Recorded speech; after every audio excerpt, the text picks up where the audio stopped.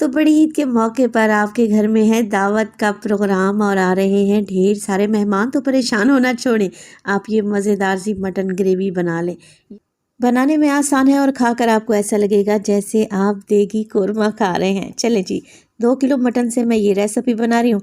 आप क्वांटिटी कम या ज़्यादा भी कर सकते हैं। प्याज को बिल्कुल बारीक लच्छों में काट लें। अब एक बड़ी सी कढ़ाई में डाला है मैंने 1 कप के बराबर कुकिंग ऑयल और तकरीबन 2 मीडियम साइज़ के प्याज बारीक कटे हुए ऑयल में शामिल कर दें। बस जी, अब कुछ भी नहीं करना। प्याज को फ्राई करें और इतना फ्राई करें कि इसका कलर हल्का सा लाइट सा गोल्डन हो जाए।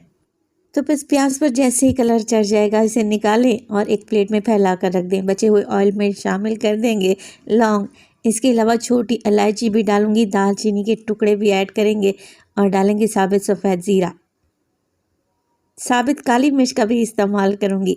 फ्रेश अदरक लहसुन का पेस्ट इस्तेमाल कर रही हूँ। बस अदरक लहसुन डालें और गरम मसालों के साथ मिक्स कर लें। यहाँ पर अदरक लहसुन को कोई भी कलर नहीं देंगे, जस्ट सिर्फ मिक्स ही करना है।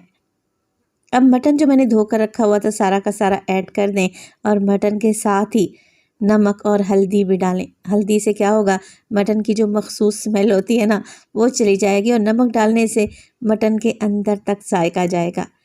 अच्छे तरीके से मटन को भून लेंगे इतना कि मटन का कलर चेंज हो जाए।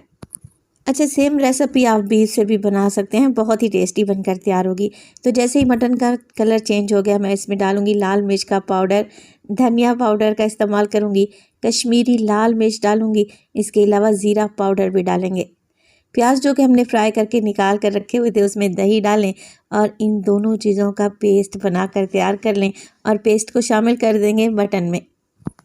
अच्छा, इस मटन ग्रेवी की रेसिपी में टमाटर का इस्तेमाल नहीं करेंगे। दही जो डाली है ना वो अपना काम करेगी और मटन ग्रेवी को मज़ेदार बनाएगी।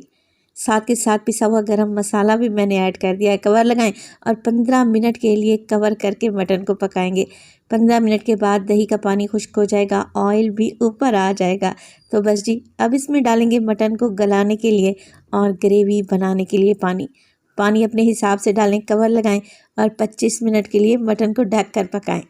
25 मिनट के बाद मटन में डालेंगे हरी मिर्चें और ढेर सारा हरा धनिया। आप लोग कसूरी मेथी भी ऐड कर सकते हैं। बहुत ही टेस्टी जायकेदार मटन ग्रेवी तैयार है। रेसिपी बनाएं, फायज़ा को अपनी दुआओं में लाजमी याद रखिएगा।